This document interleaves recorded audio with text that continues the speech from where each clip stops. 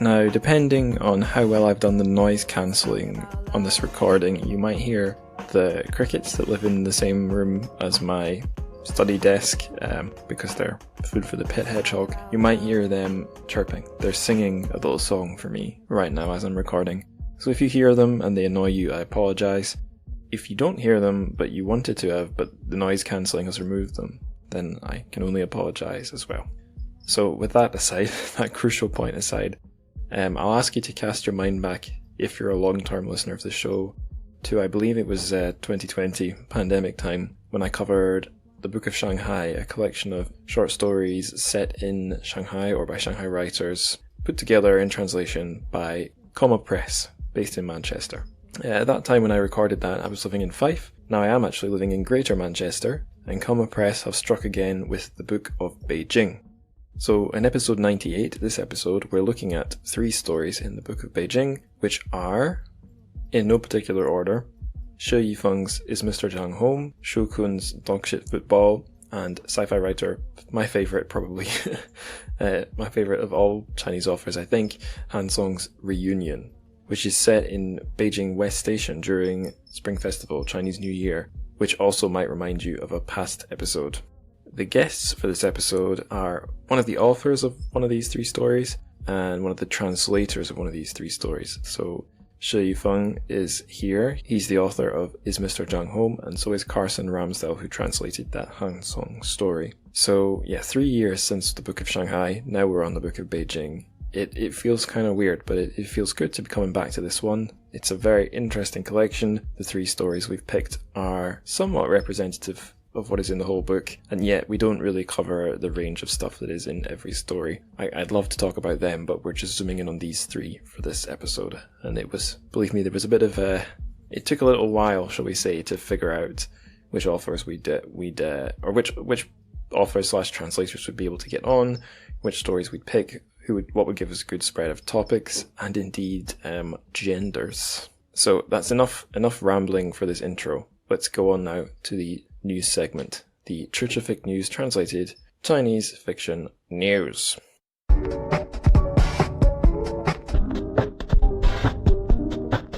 So the first news item, a book that has previously been covered on the show, has won a prize. It's Baicha's My Cat Hates Me, translated by Gemma Stafford. Go listen to the episode where I interviewed her.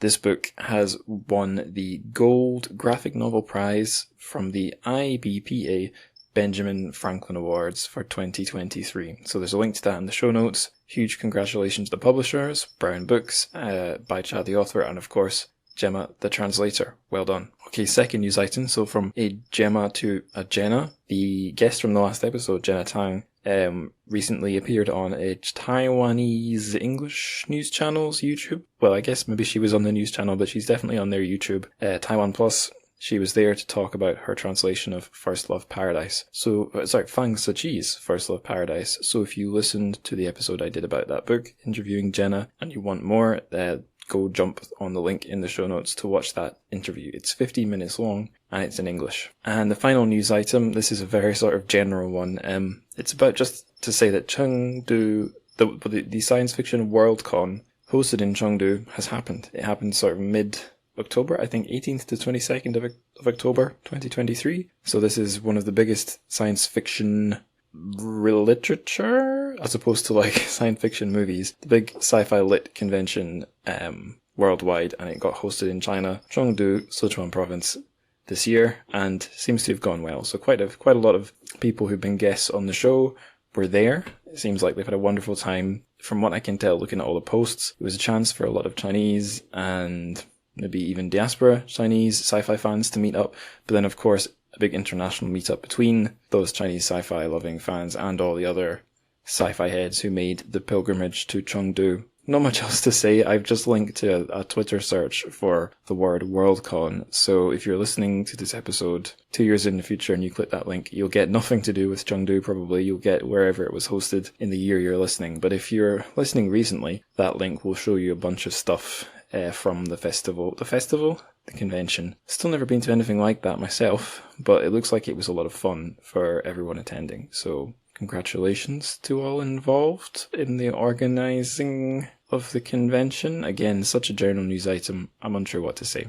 So let's wrap up the news there and we'll go to the interview. So this is a three-way. It's me, Shi Yifeng, and Carson Ramsdell, the lads. So enjoy our chat, because we had a good time making the chat. Hope you have a good time listening to it.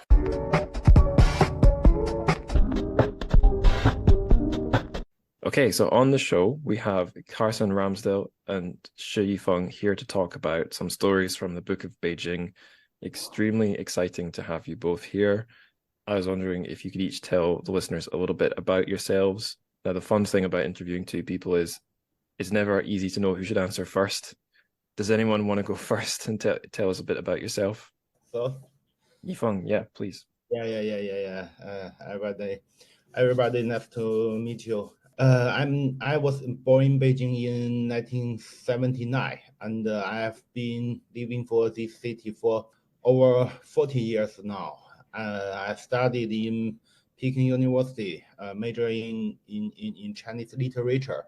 After graduation, I worked as an editor at People's Literature Publishing House, a very big publishing house in China, and the magazine Contemporary 当代 magazine. In that time, my job was reading novels. That sounds perfect for lazy people. Perhaps that's why I started writing novels myself. After writing a few, I become a professional writer. And currently, I'm not in Beijing. I'm in Iowa, the United States, to join an international writing program. I have stayed here for over 2 months. This is probably the longest I have been away from Beijing. It's tough for Beijing folks to leave their city. I'm already starting to feel homesick now. Yeah, Iowa, I feel that must be a much less exciting place than Beijing. Yeah, I'm waiting for go back to Beijing. Fair enough. Yeah, the Iowa workshop, I think, has come up before on the show with other guests, and I know it's got a real sort of history of connection with authors from China. I once proofread a Chinese academic's paper, and it was all about Ding Ling, the author in her later years after, I guess, in the 80s. And I know that I learned through that article that she made, I guess, a quite important, or at least a significant visit to Iowa back then, I think to the same workshop. So it's long ago she came to Iowa. Not me. So Yifeng is here because he's the author of one of the stories in the Book of Beijing, Is Mr Zhang Home. We'll talk a bit more about the story in a minute, but first I'll get our other guest to introduce himself. It's Carson Ramsdell. Carson, hello. How are you doing, and who are you? Hey, I'm doing pretty well. So my name is Carson Ramsdell, and I've lived in China for the past, since 2014. So a long time at this point, almost, I guess, we're coming pretty much 9 years here. Yeah. And I've lived in Qingdao, I've lived in Changsha, I've lived in Beijing, and I've lived in now Shanghai. So I've lived all over the place. So I started studying Chinese in my undergrad, and I studied for about 1.5 years. But there was no Chinese major at my school at that time, I don't believe. It was Temple University in Philadelphia. And so when I graduated, I decided to come to China to continue studying. And a couple years later, I was doing a language program at PKU.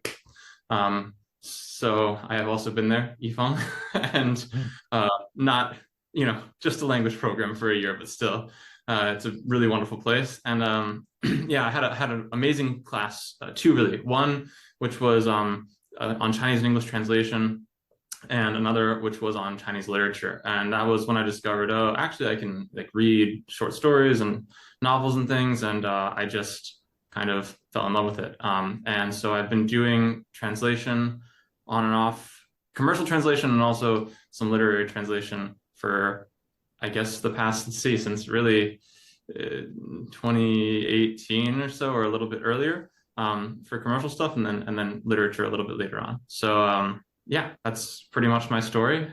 And in the Book of Beijing, you're the translator of a Han song story called Reunion.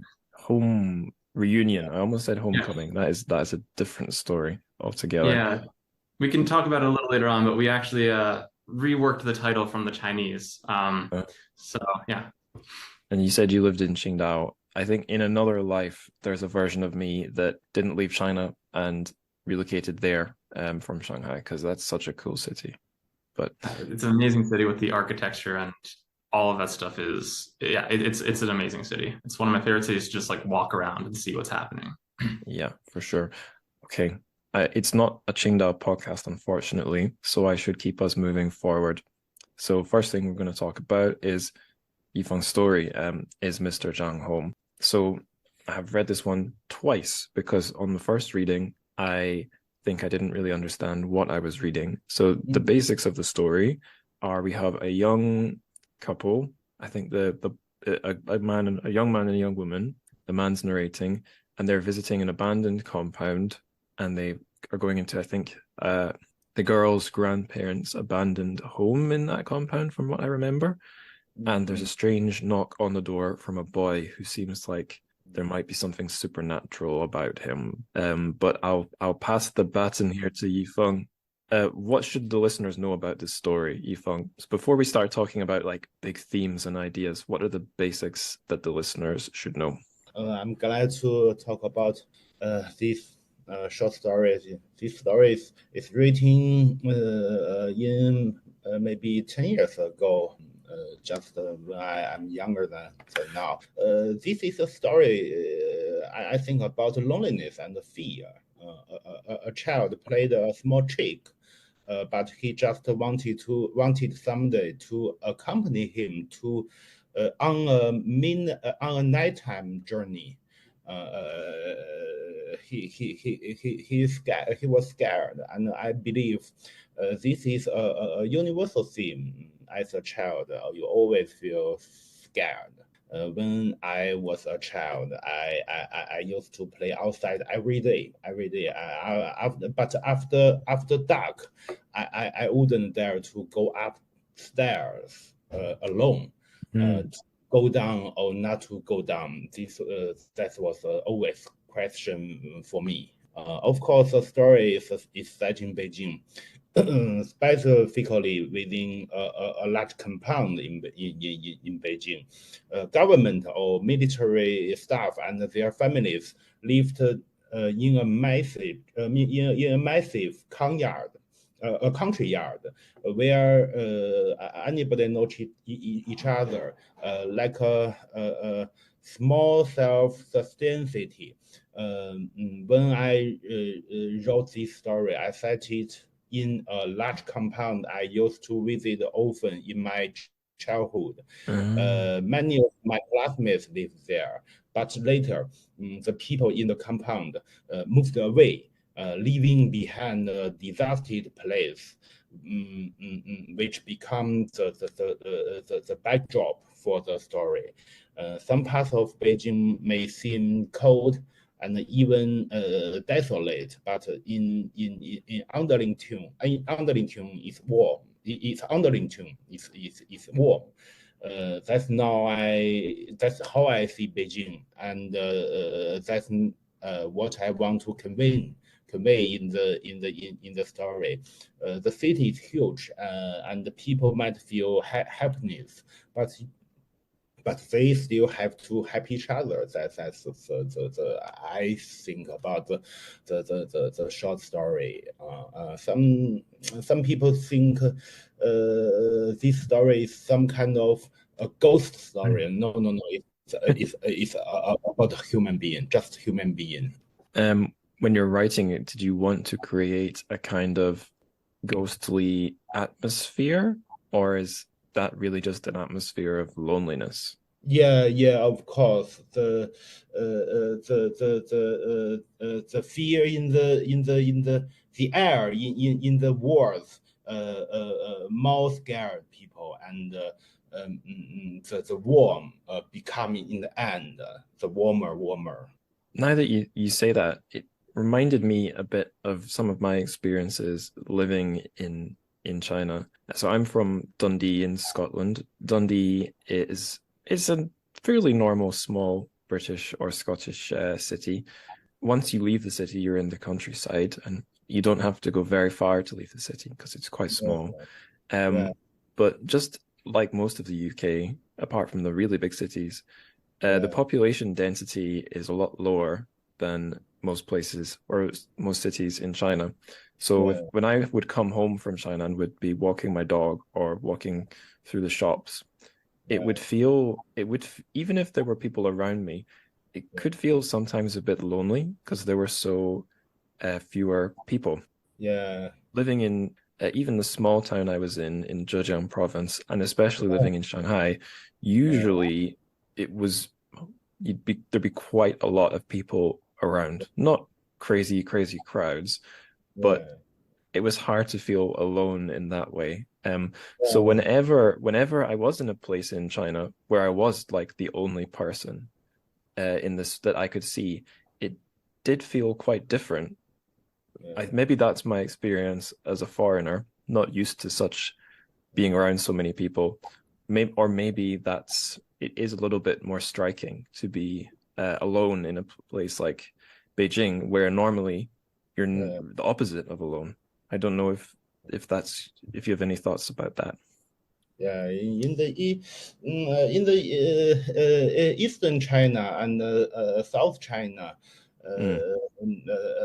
the cities are very crowded, very crowded, and people, I think they don't sleep. They play out a whole night, especially in Changsha, in Guangzhou, and in Zhejiang. They play every day, the whole night. But in northern China, some like even in Beijing, the biggest city in northern China, somewhere and sometime, especially in winter, people don't come out. People don't come out. They stay in their home, and the big city sometimes is empty. It's empty, and you see no people in the street. Very different in China, south and the north. Yeah, can I just say one thing? I love that Yifeng mentioned Changsha's nightlife, because it's 100% true. It's like, for some reason in that city, you can it's like 3 or 4 in the morning, and you go out and there's people eating snacks. In fact, I'll give one example. There used to be a Shaokao place, and we lived there. We would go out drinking, and Shaokao is like Chinese barbecue. I don't know if there's some listeners that might not know that, right? But we would go out drinking, and we came home. Maybe this was when I was much younger. I cannot do this anymore. It's I could say as well, for listeners who don't know, Shaokao is usually like kebab barbecue, so it's very convenient. It's not like a American or British garden barbecue. It's a very convenient late night snack. So we would go out, and we'd be out there till like 4 or 5 in the morning. But there was a Shaokao place that there's on the door. It had a phone number. When you come, you call the phone number. The man wakes up and he comes out and makes you Shaokao. Wow. So it was like Again, that was in my younger days. I cannot do that anymore. But I wouldn't want to do that to the man. Yeah, it always felt bad, but I mean, the other thing is that after we weren't the only ones, that's for sure. But after you've had, a few beers, it seems you have you're a little bit less inhibited. You're like, yeah, okay, I'll call the guy and you can make me Shaokao. Maybe the main reason the main reason of the difference is weather. It's weather. Somewhere cold, somewhere warm, and Changsha. I like Changsha. Changsha is a city without night. The city without night. Right, and Beijing is quite far north, so it makes sense it would get properly cold in the winter. I had one other thought about this story, again, from you saying how it's really about loneliness. So I had quite a lot of fun experiences when I lived in China, either accidentally or deliberately going to places that were sort of abandoned.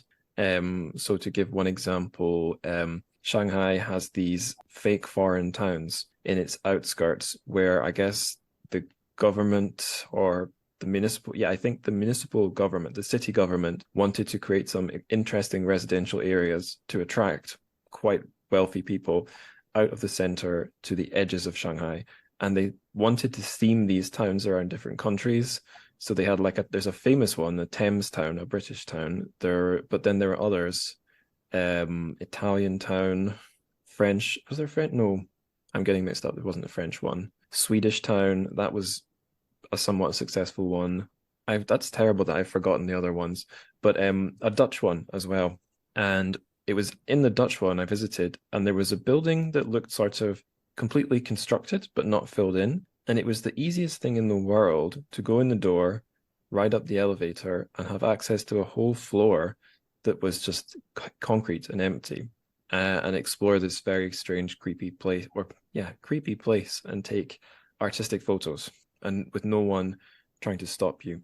And in this country, if you try to do that, I don't think you would get anywhere. There's a lot more control of these sort of ambiguous places. But I guess that was an experience of visiting somewhere that was still being built, not an experience of visiting somewhere that had been left behind. And the place I visited, I guess, was it was going to be a private home or private business, but the abandoned place in Is Mr Zhang Home would have been like a government sort of state-owned area. And you said it was based on your childhood.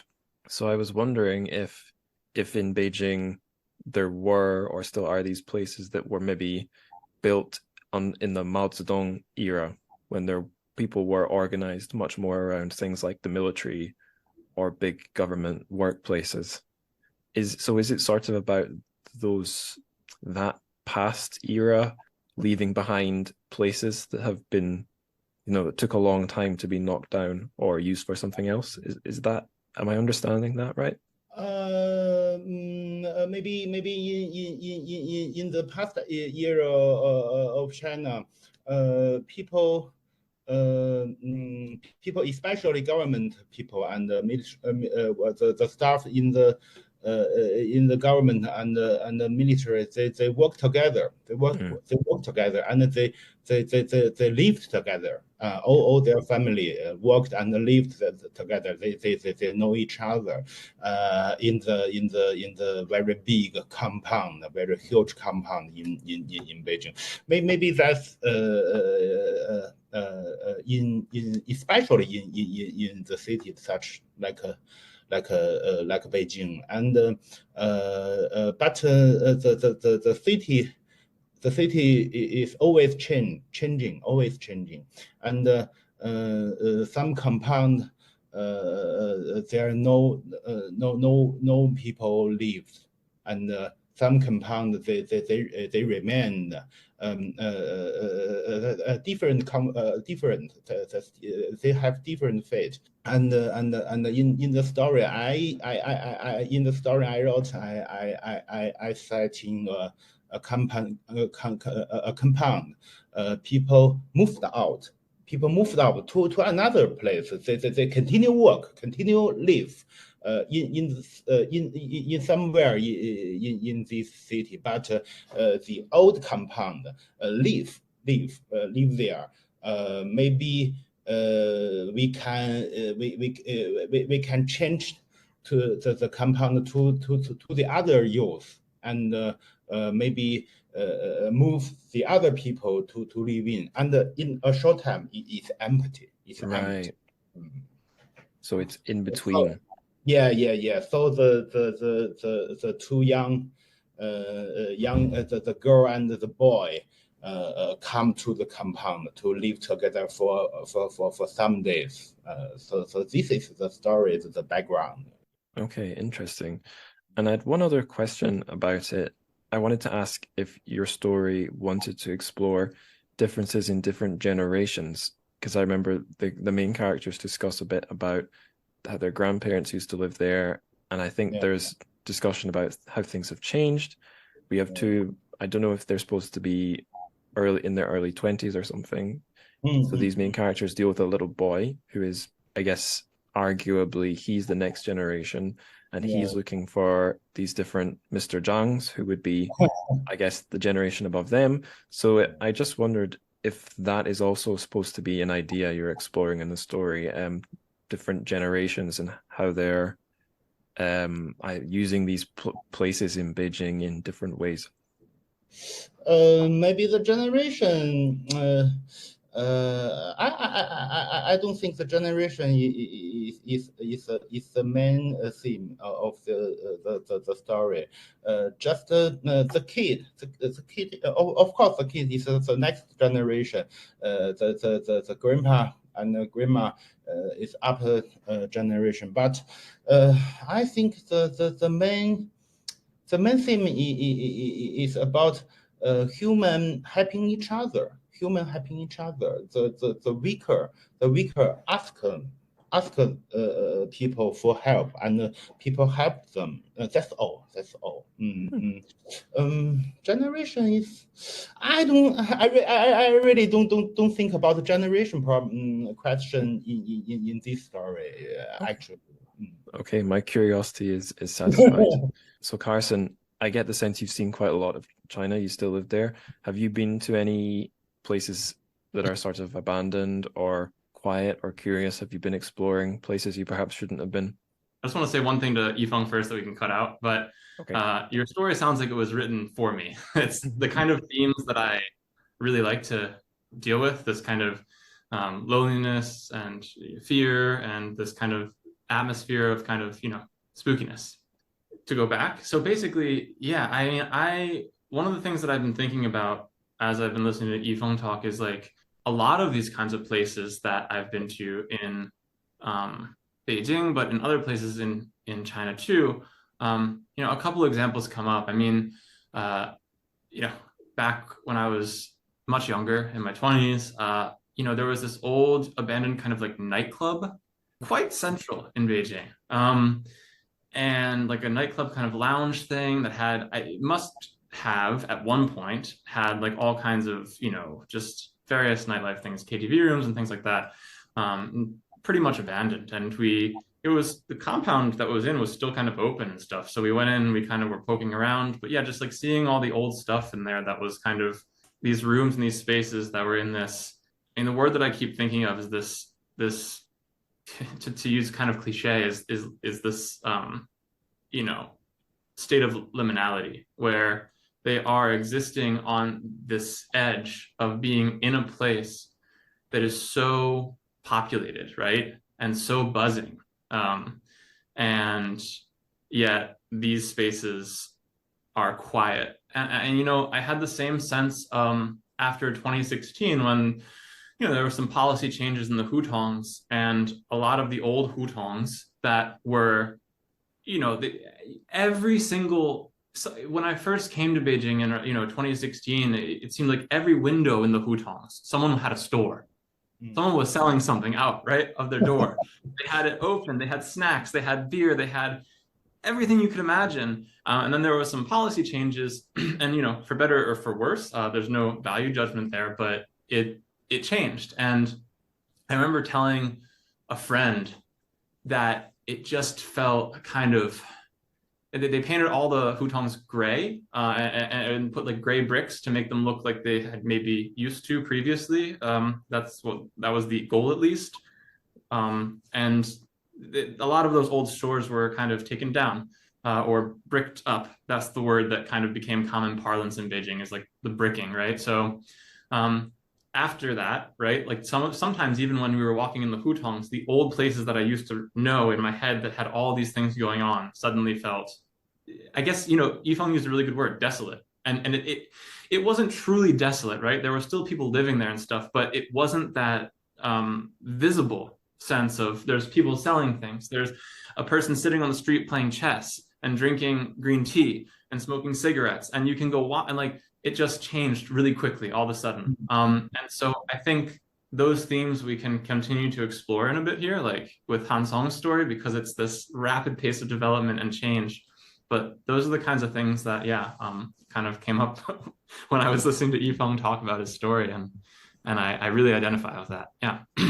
This makes for an excellent transition, and I can draw a card from the like 1 or 2 books of philosophy or theory I've read in the last few years. What a card I've pulled on the show before, actually. I think you'll often hear, I was about to say 20 something. I'm not 20 something, I'm 30. So millennial podcasters like to pull a card from the Mark Fisher deck. He was this political thinker, I suppose, who also had quite an interest in film and literature. And his last book, I think, was The Weird and the Eerie, where he was trying to look at this concept of weird literature, weird fiction, weird films, and create his definition of what weird with a capital W is, and also a second category, eerie, the eerie. And the very simplified way to explain the definition of each is they're both these sort of haunting or disturbing or troubling moods. The weird is created by like an overabundance of things that should not be there or should not be together. It's too much. And the eerie is something that is haunting because of its absence. So I guess in Is Mr Zhang Home, we have an eerie environment that has been depopulated. The things it was created for aren't there, and it creates this lonely, spooky feeling. But then in Han Song's Reunion, we're in another sort of liminal in-between space, a railway station, but it's totally overpopulated. It has got lots of things you might not think a railway station would need. So it's a very weird capital W environment. So I'll pass the baton here. Carson, no pressure. This is only the most pro Han Song podcast on the internet, I think. But what should listeners know about Reunion? My dog was just asking inside, so I will let my dog in. Let you see her. Yeah. Hey, buddy. Buddy. Hello. Hello. There we go. Is he fully potty trained at this point? He looks young. So that was the show's producer you just saw. Okay. So yeah, actually, weirdly enough, lowercase w. I started rereading parts of The Weird and the Eerie in preparation kind of for this podcast, because I was thinking about a lot of those themes. It's very uncanny that should happen. Which is the other thing that I was thinking about. So yeah, I mean, kind of at a really simple level, Han Song's Reunion is about, the rapid development that Beijing, but also a ton of other Chinese cities obviously have been through over the past couple decades. And he takes, of course, in this case, the speculative part is he takes Beijing West Railway Station, which is already an enormous place if you've ever been there, and he kind of just runs with that. And again, without kind of giving anything away, I think it's left up to the reader to decide ultimately where that could go, but it has developed into this massive entity, essentially, where it is both one part structure and one part sort of organism that is, dripping with metallic, construction material tumors, and has like full scale security people running around, which is kind of who we're following, to kind of keep things under control. And it's this kind of reimagining of, like you said, something that I guess we're familiar with in this way. This is why I was thinking of the uncanny, because we're familiar with what a train station looks like. We're familiar with what Beijing West looks like. It's already huge and massive, but it's taken to like this next level entirely, where it becomes completely over the top, where it has tendrils and basically tunnels, right? That it's growing out into the suburbs of Beijing. So yeah, that's it. In a nutshell, that's what Han Song's Reunion is about. I have a really good response to that, but I'm a little worried the dog is doing something silly upstairs, so I'm just going to check on the dog. I'll be really quick. then I'll come back. What are you up to? Okay. Come on. Come on. Come on, Hazel. What's this? There we go. We have a baby gate on the stairs, which I've shut, which means I'll now be able to see her wherever she is. Okay, so to answer my response to that, what you said. So my experience of railway stations in mainland China has been, I have to say, excellent. I love them. But the first one I got really familiar with was Hangzhou East Station. So one of these huge fast rail stations, high-speed rail stations. And I loved how big they were. I loved how many different things you could eat. And I loved when you were upstairs, you could see, if it was a busy day, just a number of people in one place I'd never seen in my life. And I was thinking before, when I was writing the questions, that these are unique environments where, like, you could, if you wanted. Oh, now the dog's asking outside again. Second.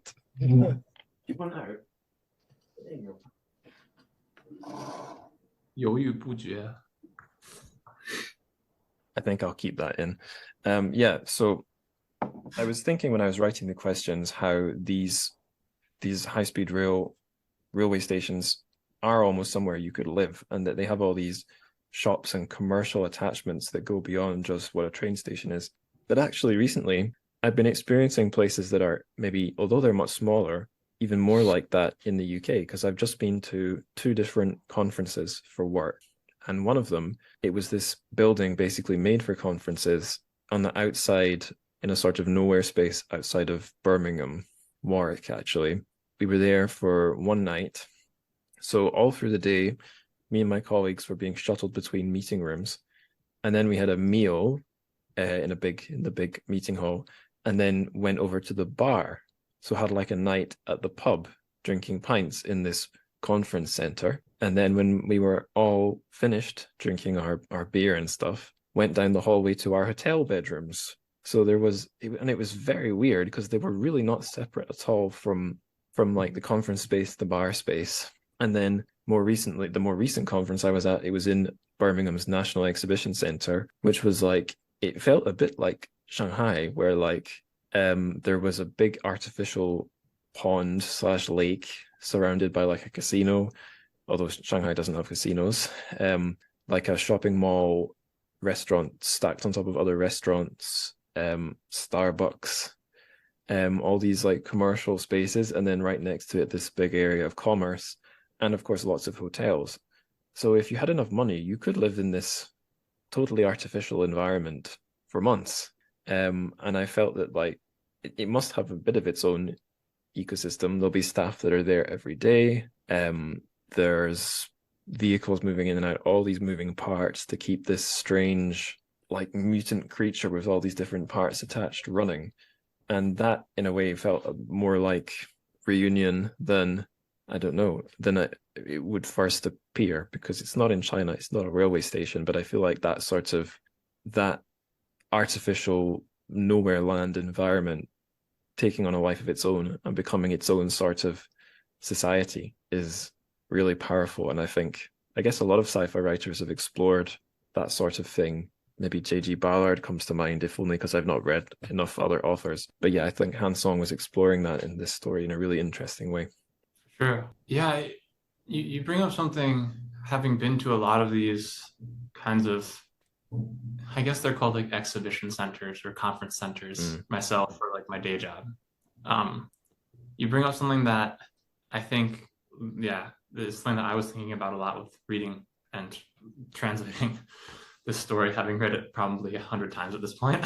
But yeah, something I was thinking about as well, which is this idea that some of these like self-contained, like you said, these ecosystems, right?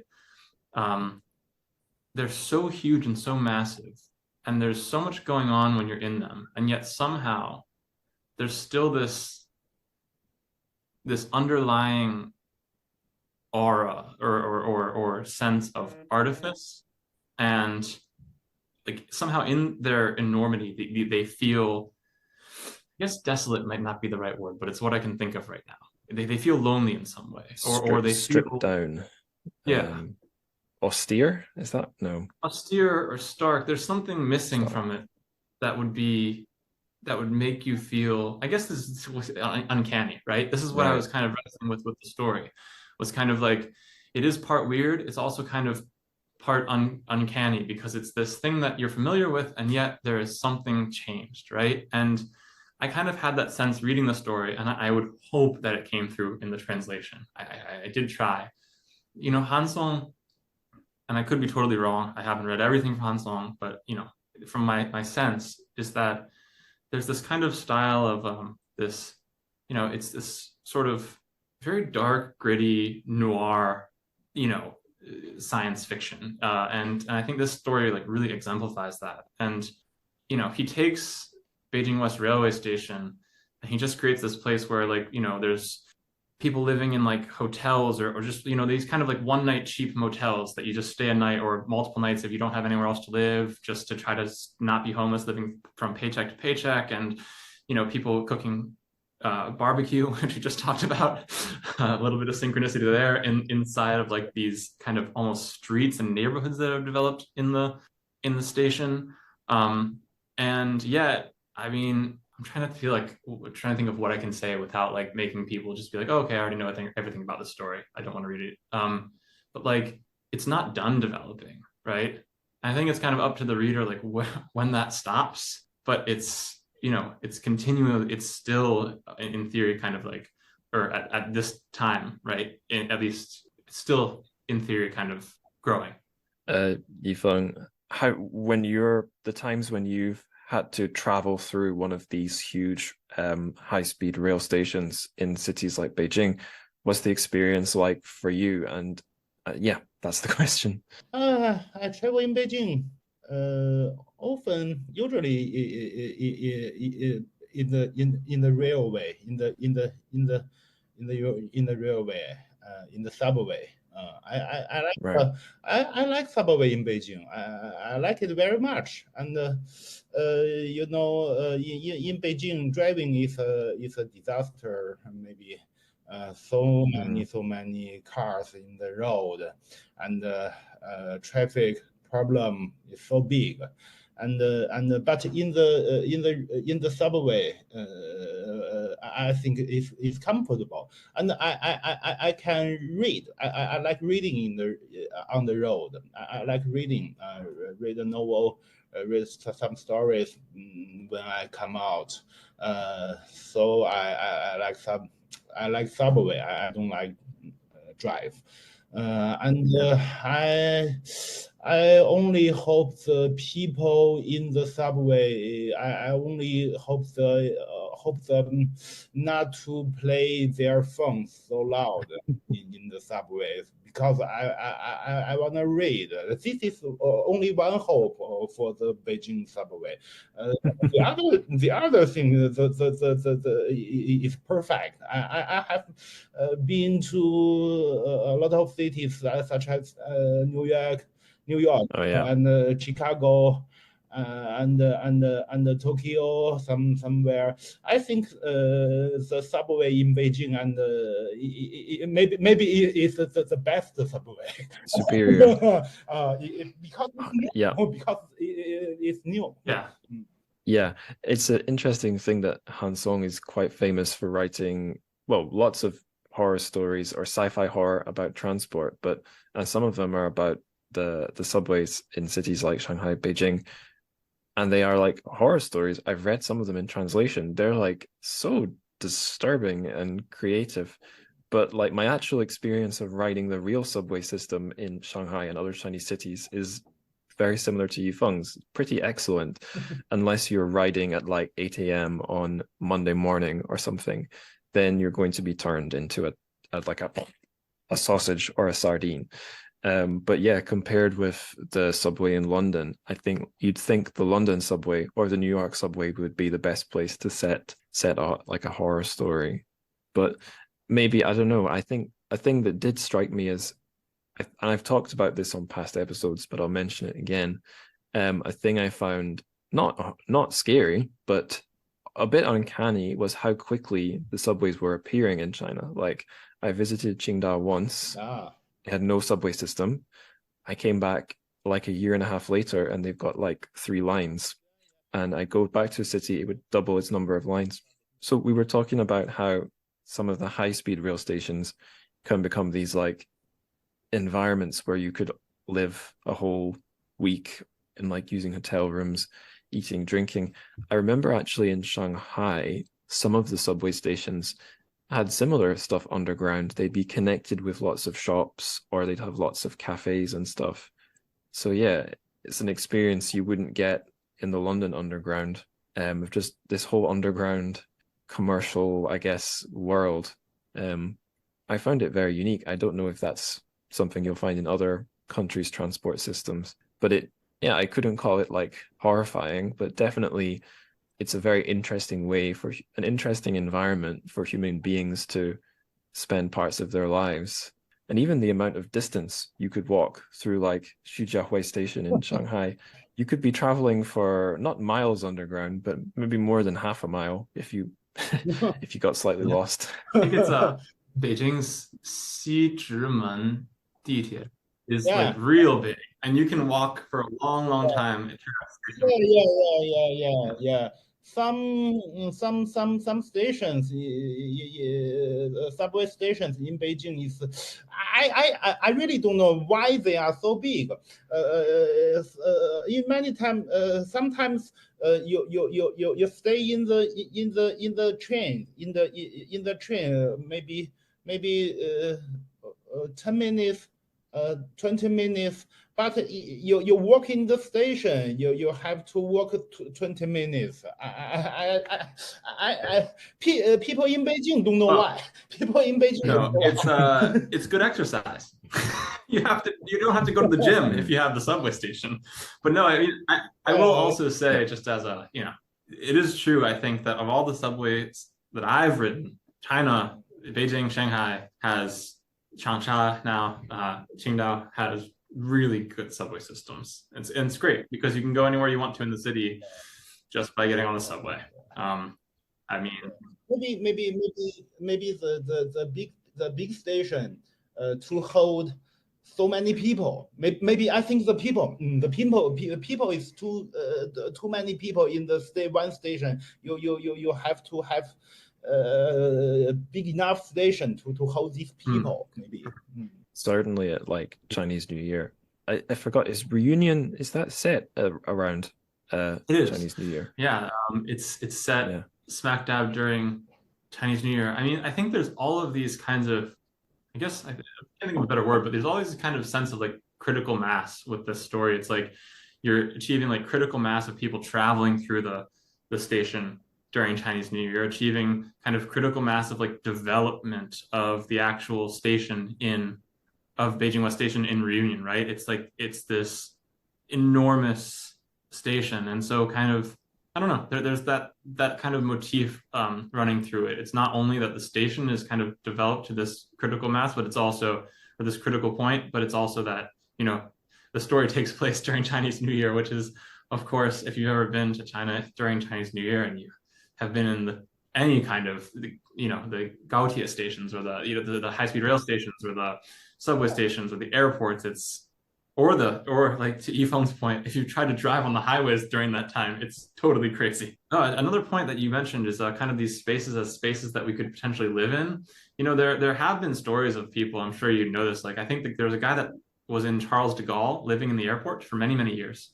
And there's another guy actually that lives in Beijing airport. Well, lived, I'm not sure. I think his name was Wei Jianguo. They had a few stories written about him by Xinhua and also by other news outlets as well, I think. Is the Charles de Gaulle story, is that the one that was adapted into the film with Tom Hanks, The Terminal? It may be the inspiration for that film. I will have to look it up. But yeah, I do know that it's like, people have lived in these places because you kind of have everything you need. For sure, provided you've got the money. I thought I'd mention here, I didn't see this confirmed anywhere, but I'm fairly sure I've covered another story on my podcast that would have been in the same competition or collection as this Han Song story. It's called Express to Beijing West Railway Station. I would try to read the Chinese, but there's like a couple characters I don't know. So I would. Oh, what am I talking about? I've got it in pinyin right in front of me. 开往西站的特别列车, and it's by a younger, a female sci-fi writer, a bit younger than Han Song, Mu Ming, and in her story she uses, I think the rules for the competition or collection they were submitting to were it's got to be set in Beijing West Station at Chinese New Year, and she used it to tell a sort of romantic story involving time travel. So I guess looking at how a railway station can be a meeting place and how through high-speed travel we can sort of mess around with time, because we can move from one place to another extremely quickly without all the time it would take to, like, I guess, walk it, basically. So it's interesting how something as simple as a railway station, albeit loaded with the significance of Chinese New Year, can be explored in such different ways with such different atmospheres by two different authors, but at the same time be quite true to the experience of using these places. Just thought I'd give credit to Mu Ming there for that one. I'll keep us moving. The next story is another one that appears in the Book of Beijing. It's Dogshit Football, which I chose partly just for the title, by Shu Kun. Did either, I guess, Carson, you maybe not read this one. Yifeng, have you read Dogshit Football? Of course. Yeah. Because I like football too, and this is a famous short story in China about football. Right. But the football story in China often be the sad story. I'm Scottish, so I understand. Yeah, I want to talk about football. Football is maybe it's a tragic topic, not only for Beijing but for all the Chinese people. We might have the most passionate football fans, but we don't have a good football team. Yeah. So in Scotland, football is our national sport, just like England, our number one favorite sport. But in England, they have quite a good team nationally, and they have good club teams. In Scotland, we have all the passion, and that's about all we have. We also are pretty bad. Like the big achievement for Scotland will be to qualify for the World Cup. If we qualify for the World Cup, we're doing good. I guess it's maybe as similar but different, because in Scotland it's the national sport, but we're a small country, so maybe it's okay. China's a huge country, but I guess football is not necessarily the number one sport in China. But I think people all over all the world like football.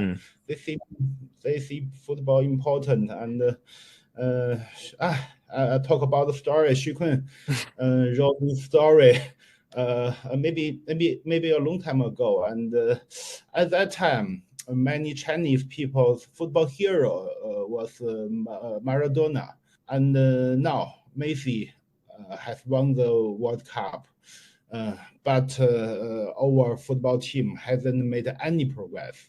I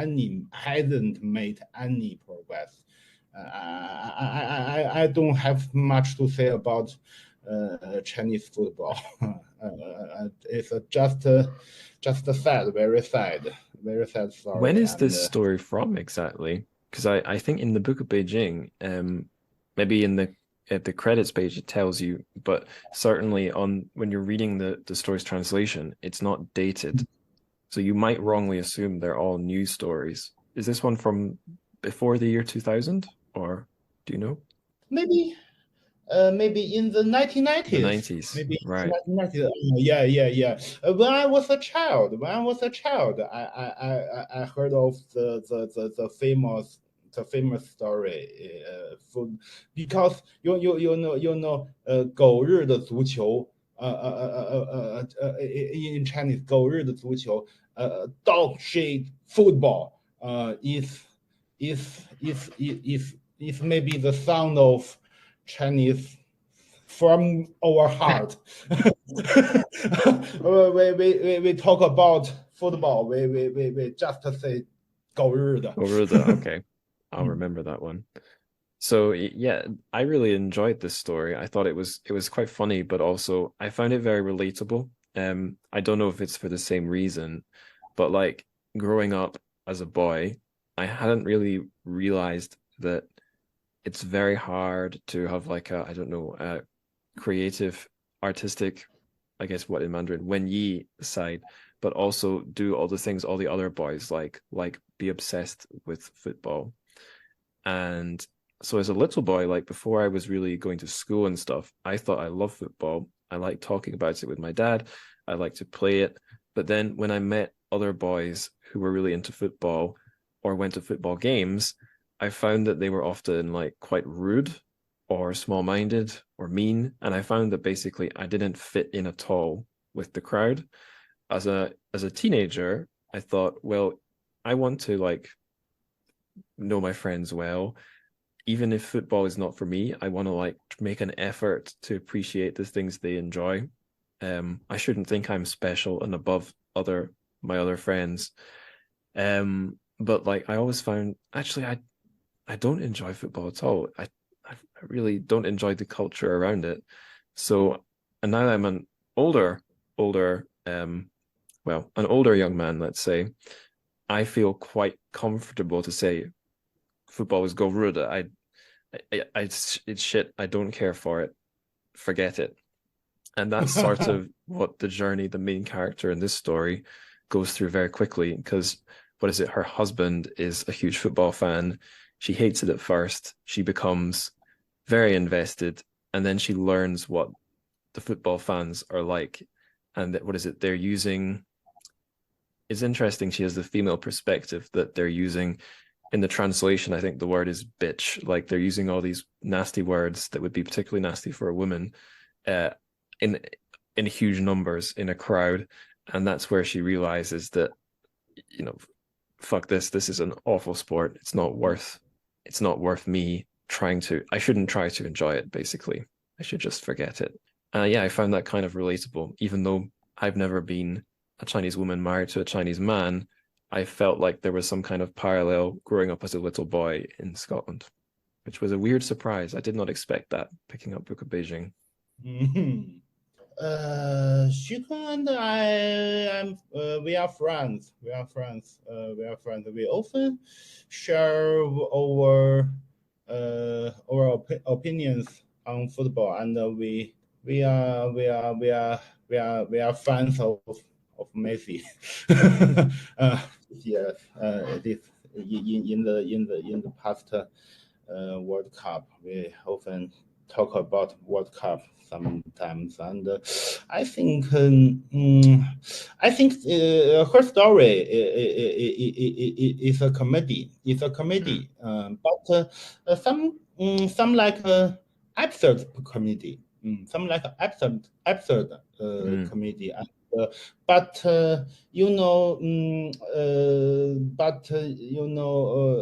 football story in China is sad story. Comedy story and sad story together. Yeah, tragicomedy. Mixed together. I think that's the story really is. You talk about football. That means sad story to Chinese, but the Xu Kun wrote in comedy. I like these ways to write. Yeah, makes a lot of sense to me. I realize we've been going for more than an hour, so I'm going to keep us marching on. We got 3 questions that are sort of in general about Beijing literature.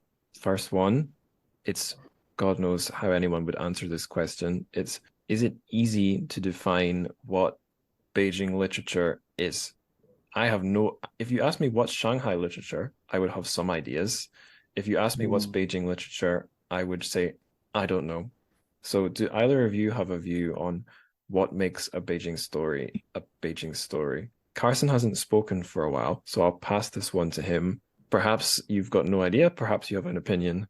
I think you're on. Well, yeah, you were on. I want to start off by saying I will defer to Yifeng's opinion on this because he probably has a much better conception of what Beijing literature is than I. Yes, yeah, I think that's fair. But so for me, I think that's a tough question. I mean, I understand the question, and I think it's an interesting question. I just think that there are so many authors who are so diverse, whether that's like Han Song, whether that's, authors who have since passed, like Shi Yifeng or Wang Xiaobo or, Yu Hua. Like these people are, Yu Hua is from Beijing, right? Yeah.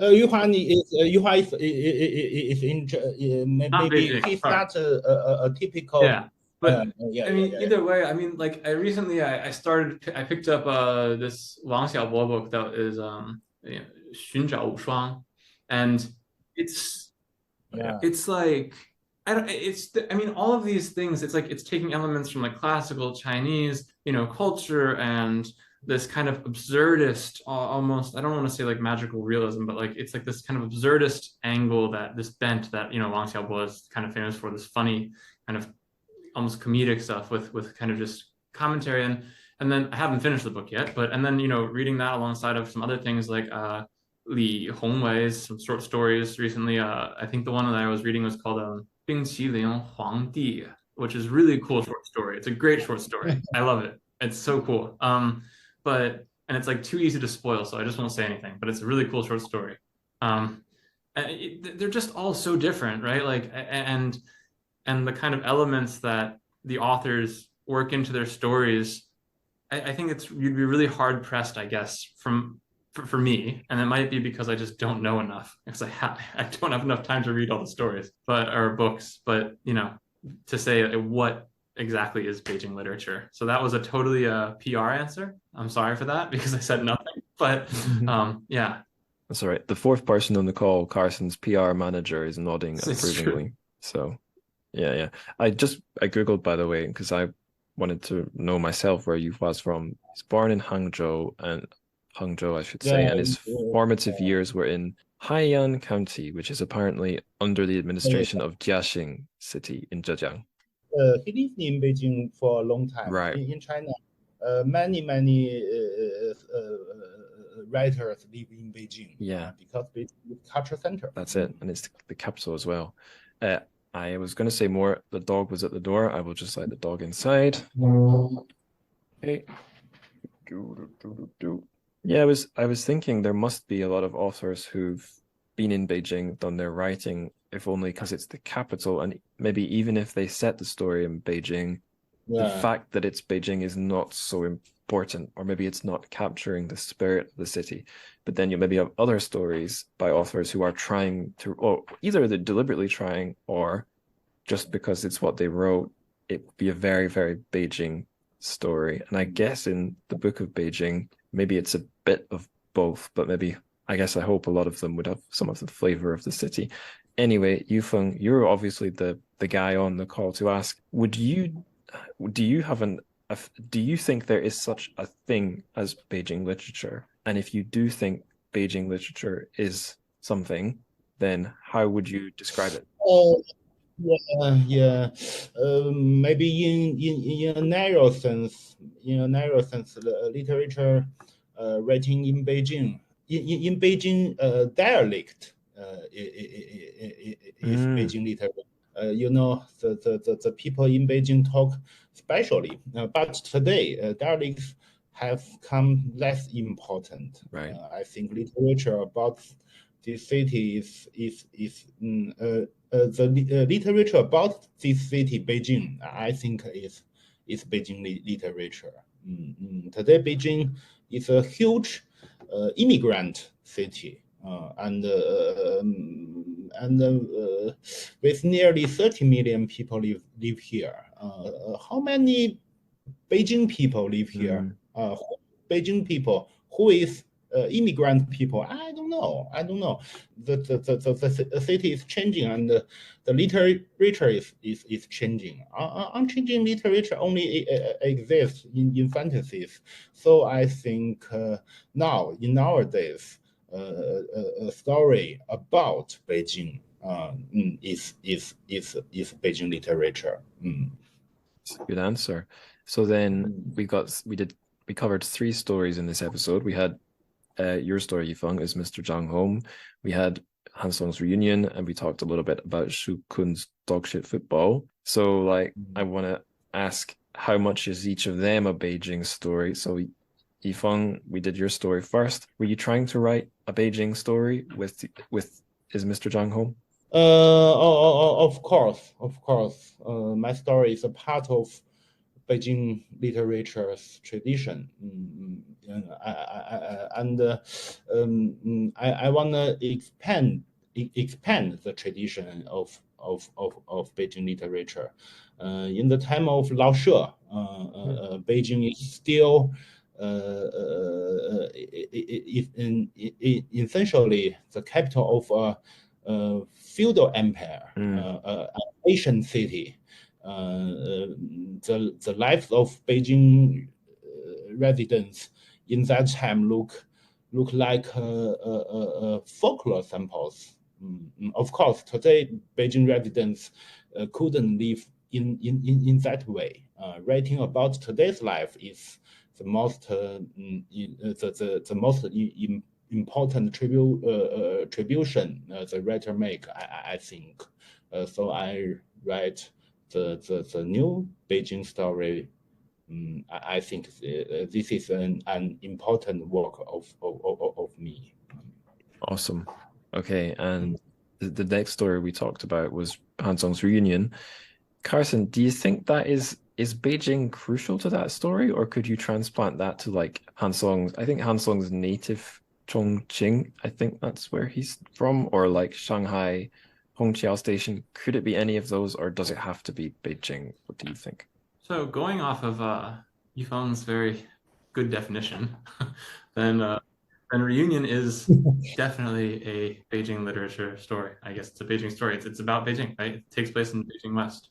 And I guess, obviously, I mean, you have to ask Han Song this question to get a perfect answer. But my sense is that Beijing has a very particular and palpable feel to it, whether that's the roads or the architecture, this very kind of this old school kind of Soviet architecture, these big buildings, big blocks, and that lends itself to creating an atmosphere for a story like reunion, and for kind of imagining how Beijing West railway station could potentially grow and develop out to, he mentions, Mantogou in the story, because you get this sense being there and living there for, I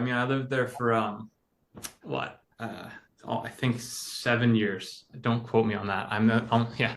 But I lived there for a long time, and although Changsha and Shanghai, they're also developing, these are quickly developing places as well, but when you're there, the feel of those cities is totally different. And when you're in Beijing, sometimes I think it has a very unique and distinct way of making you feel super tiny because it's so huge. So yeah, there's actually a really interesting article that my friend sent me the other day on WeChat, which I can't think of the title right now, but basically it made the comparison between Beijing and other cities, and this is a really broad brushstroke, but as Beijing having huge, wide avenues and big compounds, which was, I think, 大陆书网, and Shanghai and other cities as having kind of these smaller streets and more organic, and that was 宅路密网. And so it's not a perfect comparison, I don't. It obviously, there's different places in Beijing. You know, there's the Hutongs, but I think on a very broad basis, you know, when you read, I was reading the article and I thought, well, there's something kind of here. And I think that sense of just sheer size in Beijing lends itself to this feeling that everything's bigger in Texas. Yeah, exactly. Everything's bigger in Texas. Everything's bigger in Beijing. Yeah. I was going to say a thing that I liked about the Beijing West story is that it names a real place. And because I know in like some of the crime fiction we looked at for this podcast, it's set in, the author intended it to be maybe be set in a real Chinese city, but then they'll change it to like H city or X city instead of Hangzhou or something. And I think fiction that talks about a real place, especially a specific real place, and then makes it fantastical or magical or science fictional is very, very fun. Because as a reader, you could potentially go to that real place, or you could, if you've been to it before, you can go back in your memory and then you can compare the real present version with that fictional version. Like I got a story selected by a magazine. They're going to publish it in March next year. And I deliberately set it in a place. Thank you. Carson is clapping. I am not just mentioning this to try and impress people, but because it's to this point I'm trying to make. I deliberately set it in this place called the Dikti Den in Dundee, where I'm from, which is a beautiful nature area that is, the Dikti is a river, very small river that goes through Dundee. And the Den is this sort of kind of like a little valley area that has an amazing old bridge over it. And you can walk along the river in all sorts of different directions. The paths, some of them are high up, some of them are low. It's a bit like a Chinese garden, accidentally, in that it's like the paths meander, or I don't know, it feels kind of strangely fragmented that you can go one way and end up coming out an exit you didn't plan to come out. And I tried to write like a weird fiction story where people it becomes a bit like a maze without people realizing. And I based it off the experience of being there in that real place. And if a reader Googles it, they will find it's a real place in Dundee. They could then visit Dundee, being the city I'm from, and then they could visit this real place. But of course, the real place is not magical. It is not actually a maze. It's not got mysterious ghosts in it. But it's the magic of fiction, that you can have this meta version of the real place that takes the real elements and tries to do something artistic with them. And I guess, Han Song did that with this real station that anyone who is a Chinese citizen or can get a Chinese visa can go see, which I think is cool. Okay, we got a couple more questions one more question, I think, about Beijing literature, and that's, where's it going today? And does it have like domestic rivals? So Carson is broadcasting from Shanghai. I'm curious, maybe Yifeng, you have an idea about this. I know that right now in China, I've heard online that there's a Dongbei Renaissance. People are very interested in stuff coming from Northeast China, Manchuria. I wondered, is Dongbei the coolest place for TV shows and fiction right now? Is Beijing the coolest place? Like, what's the situation, in your opinion? In my opinion, I like, of course, I like Beijing. I like Beijing, and but I like the Dongbei writers' story. Their works are they can write something I can't write. They can write something I can't write. I like such as Banyu, such as 双雪涛, such as Yang Zhihan. But Yang Zhihan lives in Hangzhou now. I like their stories about Dongbei. In Beijing, Beijing people's personality is some way near to Dongbei people's personality. We are North people, northern people. We like talk funny. We like jokes. We some way we talk together. Talk in the same way.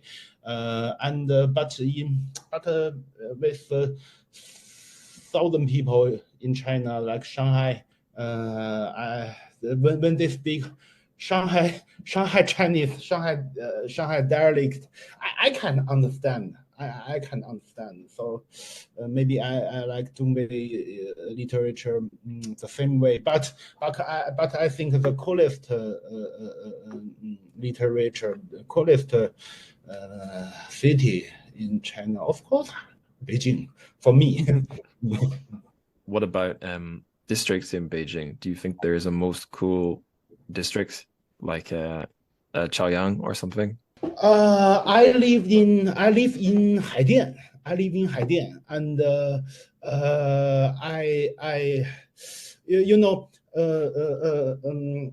different place in Beijing, like different city, because it's too big, it's too huge. Haidian is like a city full of colleges.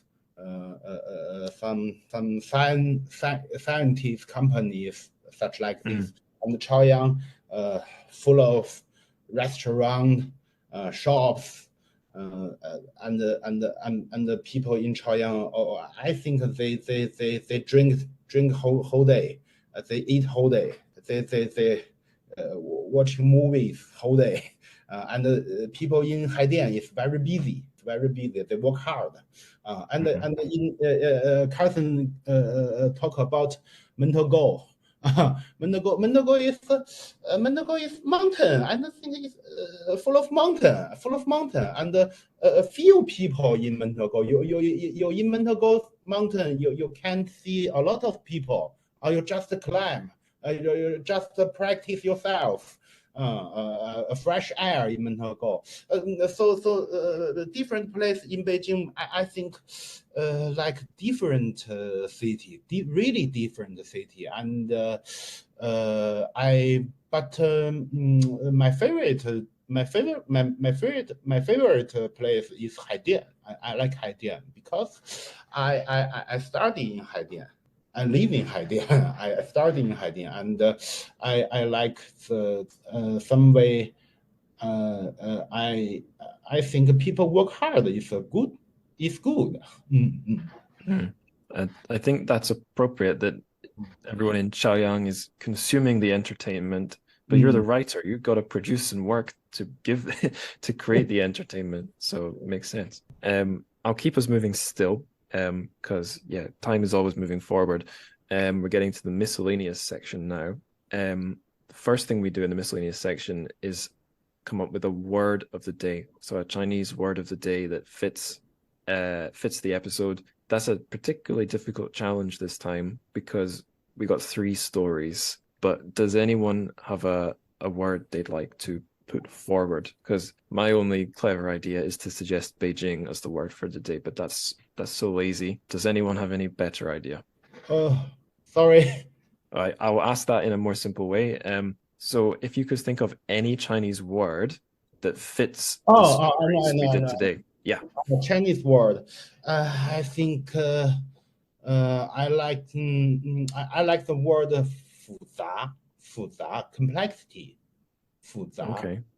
I think the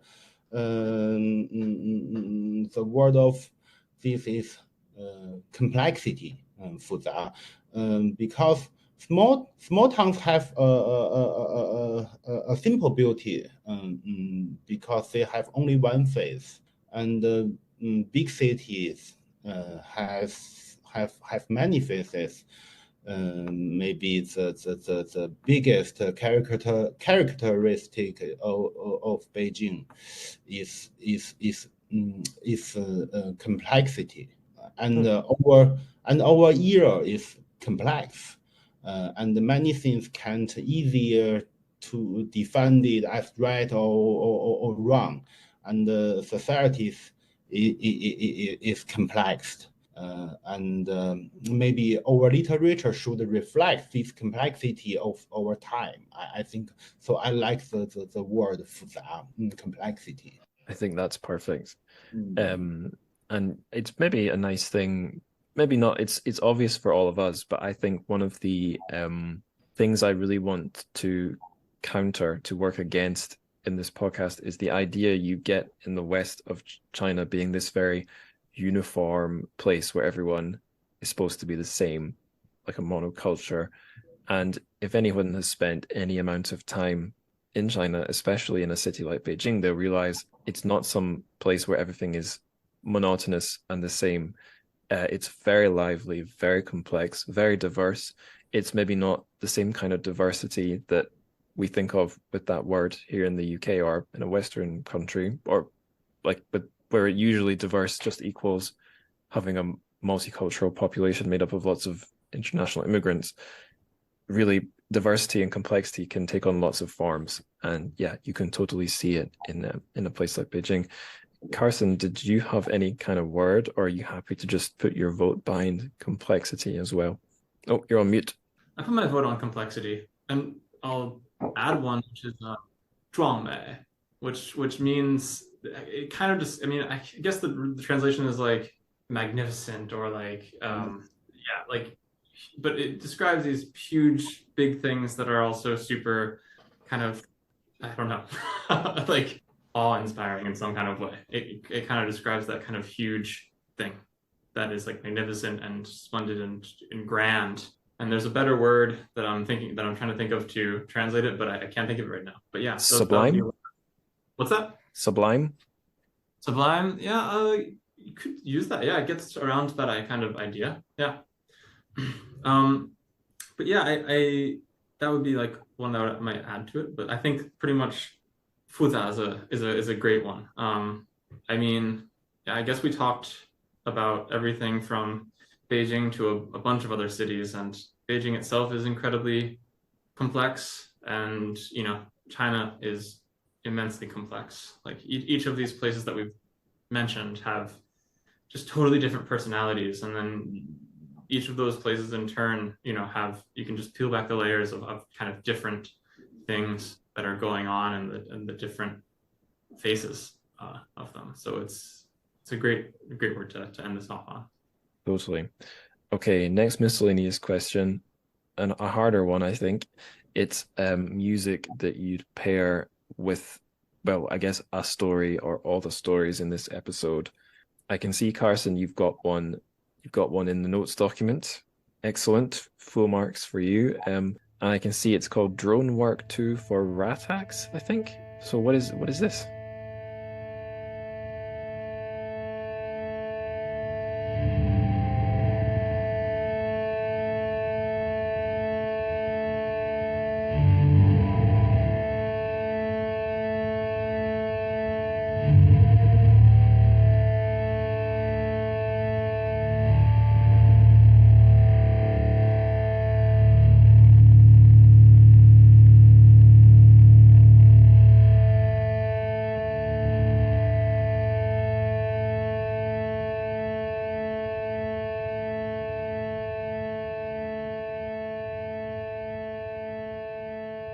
Okay, so this is it's called Drone Work 2 for Rata or Rata. I'm not actually sure how to say that. Rata, but okay. It's by an artist, experimental music artist called Li Weisi, who is from Beijing, fittingly. And because when I'm translating, I cannot have any kind of overstimulating sounds. Like lyrics are totally out of the question. Orchestral pieces oftentimes that are not just like very minimalist or drone-like are also out of the question. So anything, you know, any kind of music that's just too complicated, too complex, too magnificent, you might say. Exactly, too magnificent, too intense are yeah. So I kind of end up listening to kind of like drone, I guess you would call it. Some people would call it noise, whatever you want to call it. This is one of the things that I was kind of listening to, you know, during translating the story. So yeah, and I think it adds to the atmosphere of Beijing West Station as portrayed in Han Song's story. Okay, and Yifeng, do you have any song you would pair either with your story or with the others? Maybe, of course, we love 崔健Greenhouse Girl.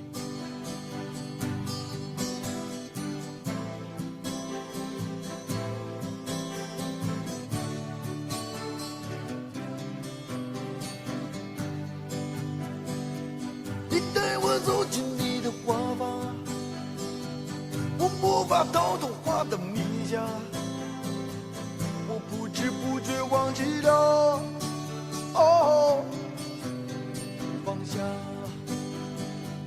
你说我世上最坚强，我说你世上最善良，我不知不觉已和花。哒啦哒哒哒哒哒。Da, da, da, da, da, da. That's I think that's the music for Beijing. Why that song specifically? Because Cui Jian is a Beijing people, and he has the tune of Beijing. He has his music has the tune of Beijing. We heard of Cui Jian's music and we thought of Beijing. And in his music, the personality of Beijing showed up. Sometimes tough, sometimes gentle, sometimes cold, sometimes warm, sometimes beautiful, sometimes maybe coward. Like I said, just very complex. Personality of Beijing. I think I can heard from Cui Jian's music. Right, a rich emotional landscape. That's I guess any good city should have one of those.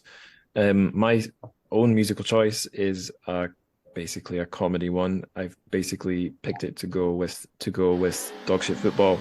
It's 100 gecs Stupid Horse. Pick it up! Bet my money on a stupid horse, I lost that. So I ran out to the track to get my cash back. I just gotta leave this place with a big bag. So I found a fucking jockey and I grabbed that. Pushed him down to the ground and I punched him in his face. Yeah, I stole his phone, I put him in his place. Me and the horse, we ran out of the place. Then we took my horse back to my place. Stupid horse, I just fell out of the Porsche. Lost some money in my bank account, oh no. Stupid horse, I just fell out of the Porsche. Lost some money in my bank account, oh no. Stupid horse, I just fell out of the Porsche. Lost some money in my bank account, oh no. Stupid horse, I just fell out of the Porsche. Lost some money in my bank account. Woo! This is a song narrated by someone who decided to put a bunch of money on a racing horse, lost all of the money, decided the horse was a stupid horse, and I think violently assaults the jockey, the horse rider, and it's completely stupid, completely over the top. So maybe it's a bit too over the top for Dogshit football, which is at least set in something resembling reality. I feel like everything 100 gecs does is in more like a weird hyper reality techno world, which would give the story some affinity with Han Song's work. So 30 seconds or more of the song will have played in the episode by this point. I apologize to the listeners, apart from the minority of strange people that really enjoyed that. I see you're giggling, Carson. Are you familiar with the work of 100 gecs? I'm familiar with the work of 100 gecs.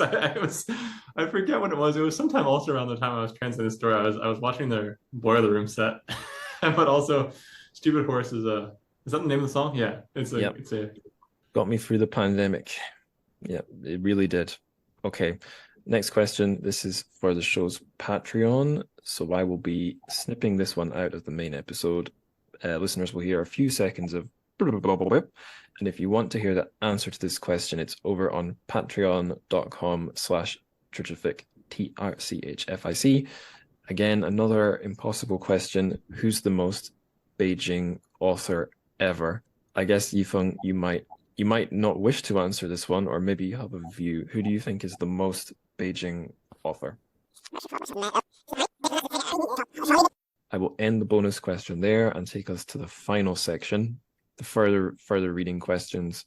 So if readers enjoy the stories we talked about, Yifeng's story, Han Song's story, or indeed Dogshit football, where would we send them? Obviously, this is a tricky question because these are three quite different stories. I would certainly say there's quite a lot of other Hansong available in English translation now. So like if readers, you can't read Chinese, but you can read English, you're certainly not stuck for Hansong. There's a lot you can get, although sometimes it's in collections with other modern Chinese sci-fi writers, but they're all pretty strong generally. Yifeng, if a reader read your story and enjoyed it, who do you think you are similar to that you would direct them to? That some authors might not want to answer that question, but do you have any thoughts, like what writers are similar to you? Maybe Lao She, maybe Lao She and Wang Shuo Okay. Because the dialect of my and Lao She is we have the same dialect, and maybe have I and Wang Shuo have the similar background, just compound from compound. From Western in Beijing, you know, in Beijing, Western place and Eastern place is different. We from the Western, maybe Lao She and Wang Shuo. But I wanna emphasize we read about different time. Maybe a few decades apart of us. Cool. Yeah, and time changes everything. There's no way to stop it. Carson, would you send readers to any similar style writers based on the 3 stories we've talked about? Tricky one. I have another answer in my head I'm thinking of, if you're stuck. You go first. I'm okay. Right, fair. Yeah, I mentioned J.G. Ballard earlier, and I could have said it doesn't have to be Chinese literature. I think I've read quite a lot of his stories, and I think the way he writes about artificial environments is a little bit reminiscent of Reunion. His novel Crash, I think you could put next to one of Hansong's many stories about transport, and your head could go to similar places where he I guess at the time of Crash, Britain's car ownership was becoming universal. Bigger and bigger motorways were being built, and he decided to explore like insane psychological responses to it, where it got mixed up with like human desires. And that doesn't seem totally different from some places where Hansong takes his stories. And I know he likes J.G. Ballard because I asked him in a Zoom call with the London Chinese Sci-Fi Book Club, and I don't know how much he had to say, but certainly I saw the eyes light up at the mention of J.G. Ballard. And J.G. Ballard is himself a great writer, and he has his own connection with China through Shanghai. So yeah, I would always point to him just for a good read, and not just for that one Empire of the Sun, the one set in China, but any of his sci-fi. I think you can find connections with at least Hansong, and any like messed up, scary science fictional urban stories. So yeah, that's what I had in my head. Carson, did that buy you enough time? Yeah. So I mean, recently I've been kind of reading some of a huge compendium of Ray Bradbury's short stories, and I think it kind of reminded me of like just a lot of them are maybe not as dark and gritty. Some of them are quite dark, very dark, but maybe not as dark and gritty as Hansong's. But there is this, sort of weirdness to them, oftentimes, that I think resonates at least with some of Hansong's work. And the other one that I've been reading through, like I mentioned recently, is if you read Chinese. Unfortunately, I don't think there's much translated into English. But is the author that I mentioned previously is Li Hongwei, who I think has some really interesting and cool, just really fun and interesting stories. Who I also, I think I was introduced to him through doing some of the translation for this. Is that I also read a story of his. But yeah, he has some really interesting stories. Like I mentioned, the one Bing Qilin Huangdi is short, and it's a really fun read if you like kind of absurd, weird, speculative fiction. Qilin Huangdi, is that something like Ice Cream Yellow Earth? The Ice Cream Emperor. The ice cream. Oh, right. I am not sure, but so there is a poem called The Ice Cream Emperor by, I'm really bad with names if you haven't been able to tell, but by a famous poet who I can't think of the name of. But anyway, I don't know if it's a reference to that directly, because this kind of Ice Cream Emperor has come up in other works of literature and other, allusions over the years. But this one in particular, as far as I read the original poem, it takes things in a totally different direction, apocalyptic direction. So it's pretty fun. When I hear běijīng now, I just think of that meme of John Cena saying it over and over and over. I hope some listeners know what I'm talking about. And also when I hear běijīng, I have happy memories of ordering a special green and blue color ice cream at the Family Marts in Shanghai. Very happy memories. It was delicious. I couldn't remember what the flavor's name was anymore. Anyway, very final question. Do either of you have your own work or place online or something that you would like to promote before I wave goodbye to you both? I'm writing a novel about contemporary life on the internet, where an ordinary people becomes incredibly famous for some little reason, and almost destroy his life. So he tried everything to go to a place where no one knows him, but that place doesn't exist in the real world. This is an absurd comedy, maybe, but it really happens in China today. Right. I'm writing such a novel. That's interesting. I guess there's some similar theme with Is Mr Zhang Home, because in that story, loneliness is this scary, eerie thing, but then this is a guy who wants to get loneliness. Yeah. Interesting. Maybe in some way he wanna escape from his real world. Escape from his city. Escape from his famous life, but he can't, just like that. Sometimes I want to escape from reality. Just imagine that nothing exists outside my house. Maybe I got a little bit addicted to that during lockdown. Carson, what about yourself? Do you have any other translations in the proverbial pocket?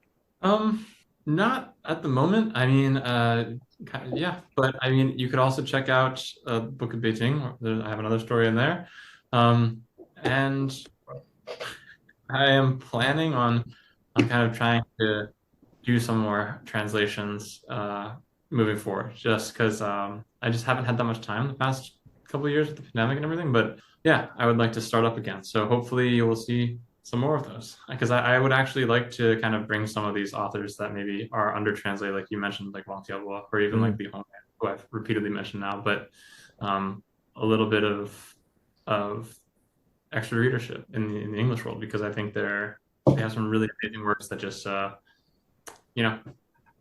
one's seen. Yeah, I hope you don't have to get lost in the maze of translation rights. I wonder if that's why Wang Xiaobo was sort of not reaching other language. At least I don't know about other languages, but reaching English. I don't know if it's like how okay it is to talk about this, but I mean, I have tried to reach out previously to like certain people and just finding like emails and contacts and emailing, and then there's no answer back because maybe that email has been used in X number of years. It's tough to track people down. Liu Cixin wrote about this in his Dark Forest, right? It's the Dark Forest universe of contacts, email addresses, and legal rights. On that dark note, I'll say thank you both very much for taking the time to talk about these stories. It was a lot of fun. I'm sure the listeners will enjoy listening. Thanks for having us. It was a fantastic experience. And that is the end of the episode. I had a very fun time speaking to my two guests. It's always nice to do these group ones. I think we'll be having at least one more, possibly even 2 more of those before we hit episode 100 and the show goes on hiatus. Just reminder, if you haven't heard me announce this in the last few episodes, yeah, when we hit episode 100, that's it. I'm going off to do other things with my free time, at least for a while, probably quite a while. But the show's feed will stay up, of course. The show's Patreon, I think I'm going to keep up, but I'm going to pause payment collection. So I don't know if I should really be plugging it at this point, but it is there. There's loads of bonus shows up there. And of course you can follow the show on social media. Again, promoting it feels a little moot. I can say I did notice in my show notes template, the links to Twitter and Discord were completely broken. Like the Twitter one just went to http:// and then the word Twitter. So that's no use. And the Discord invite link wasn't there either. So if you're listening and you clicked a dead link on one of those in the last few months, well, it's very embarrassing and I'm sorry. Don't think there's much else I can say. Of course, I usually tell you listeners to recommend the show to other people and before I finish it, and actually I will do that with no hesitation, because when I put the show on hiatus, the feed will stay up.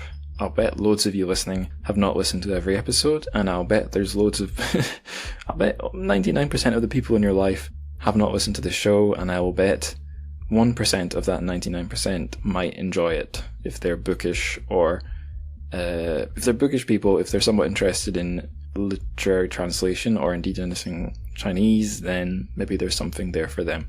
So, okay, let's end the show in the traditional manner.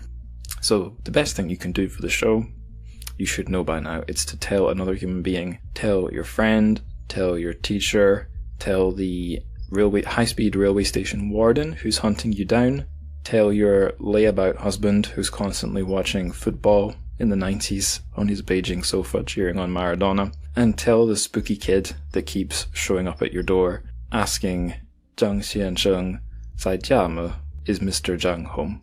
And on that haunted note, because I'm recording this the day before Halloween, I will bid you zàijiā.